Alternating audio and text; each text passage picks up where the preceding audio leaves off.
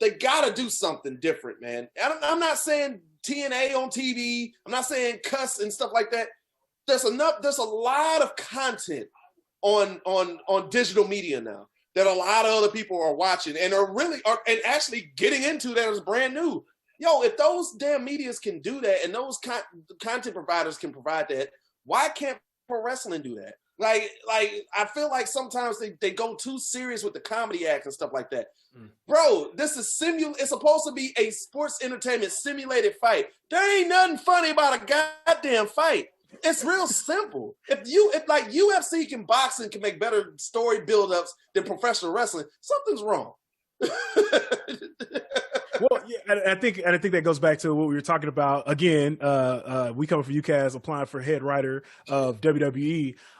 You have too many people writing the show who ain't never been in a fight. Yeah, flat out, man. Now, I mean, I will disagree that there's never anything funny about a fight because there is something funny about a fight if I'm watching it and somebody getting their ass whooped. That's just funny.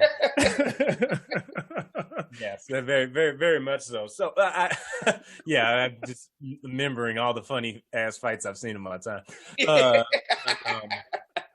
I remember seeing a guy get German suplexed on a basketball court once. And I was like, oh man, you went the wrong way with that, trying to pick that fight, bro. But so I mean, with that being said, I mean, what's got to happen in the first 6 months of 2021 for wrestling to be in a good place? I mean, and that covers some pretty significant events. Yeah, I think this is one of those things where it's like, I know it's bad, but you got to get fans back in. You got to get fans back in some way, shape, or form. I like what AEW is doing and just basically having the fans up in the upper bowl. They're basically, Tony Khan and them piloted what they were going to eventually do for the Jaguars with AEW. And I think that's what wrestling is going to have to do. Just get some fans in there, get some people in the building and make the show live. A lot of the shows just feel really dead. Like it's just like a sitcom with no studio audience. You don't know when to laugh. You don't know when to, you don't know when something, right, crazy is about to happen. So, And I think that your offset for that is just what you were just saying too, is that you don't have the personalities for this format. Nope. Exactly. Like I could have watched Stone Cold Steve Austin do his thing in this environment and been just fine. Yeah. The Rock could have owned this time. Yep.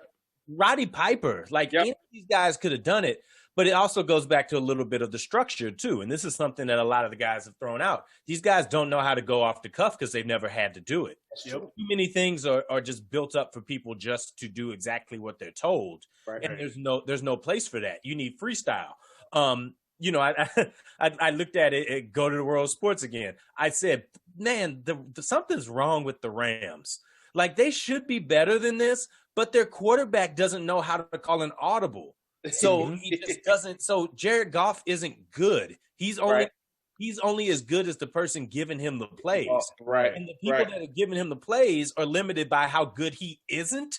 So this is a secular problem. And I see the same things happen in wrestling right now, where the people that are drawing up the plays are limited by the people that are running them, and they're not that good either. So both sides are kind of hamstrung by each other. They got to figure out a way. This is the perfect time right now to break from the norm and do something that you've never seen before. There you go. Because if you're losing money, do something to make it back. Yep. Right. Yep. That's what I totally 100% agree with that. Get some shock value. I hate to say it, Sting showing up on AEW, that was shock value. I know he's 60-something years old, but that was, wait a minute. That was, let me turn the channel and switch over and see what the hell Sting is doing right now. But I need more moments like that. I know we live in this whole internet age where it's pretty damn hard to keep a secret. I didn't know nothing about that shit. And I'm pretty sure a lot of people didn't. But you got to start doing that with your newer guys and build some new stars, because you can only rely on Austin. You can only rely on Undertaker. You can only rely on Cena, Edge, all these old heads for so long. You shouldn't be relying on them at this point. It's Exactly. Yeah, it's ridiculous. Dude, I wonder how much of the WWE network is those guys versus the new guys, and what are the I would love to see the watch stat versus the old stuff versus the new stuff. And I guarantee you'll see a big curve in it, and that's not good. It's What not was good. what was the biggest drawing card on the WWE network this year?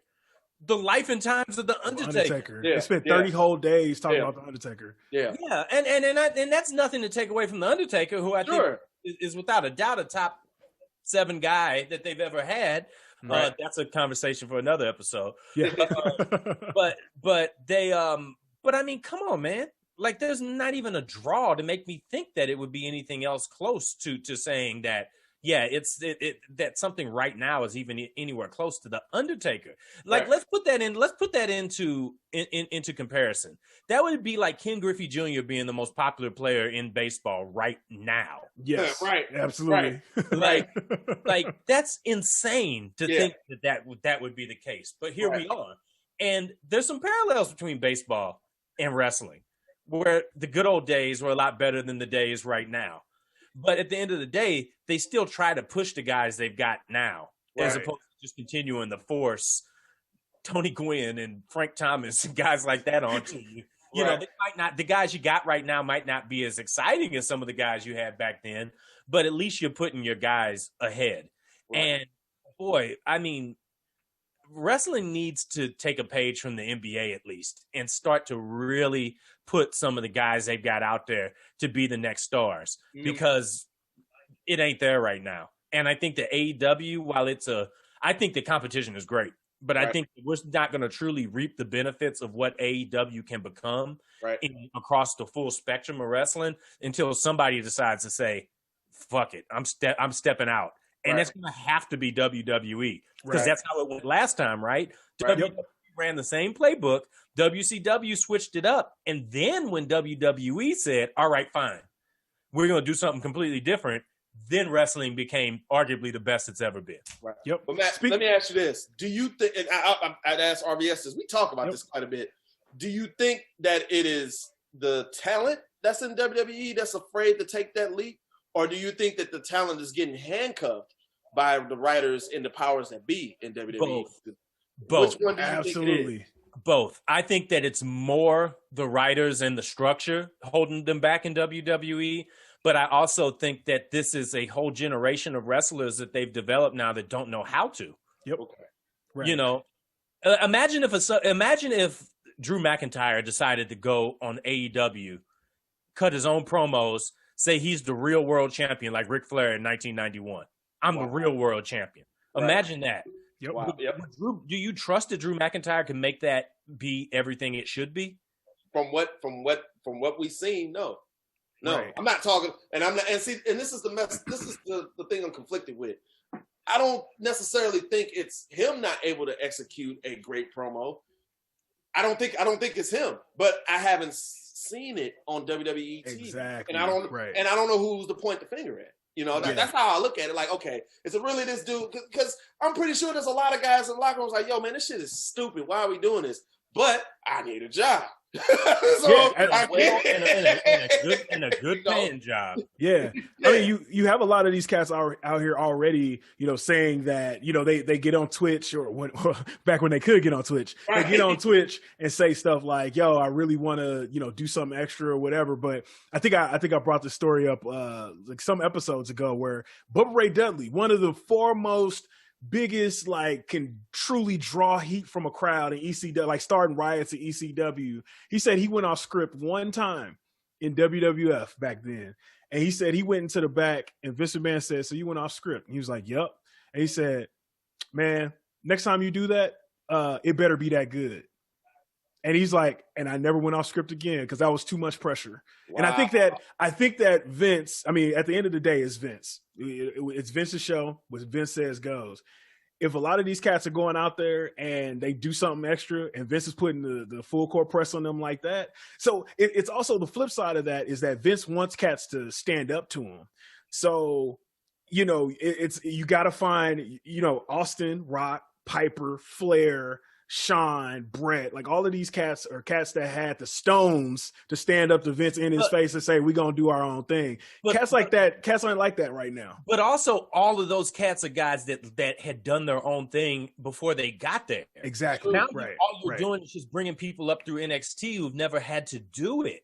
Right. They've never had to go and get a gym together. and tell somebody that's at a fucking high school, in a college gymnasium, that's got 100 people watching their match, why they need to be excited about them. It's always been built for them. It's always been put in their laps. And I think that that's the downfall of what the feeding system that's within the actual organization is. That's the problem. They're all learning how to be the same person in one way or another. Mm-hmm. And all of the creative has to go on the gimmick, not on the individual. So, maybe that's what the answer to that question is. It's on creative and it's on the people that write it, because they're taking away the individuality of these performers. And really the only place they get to express themselves is in the ring.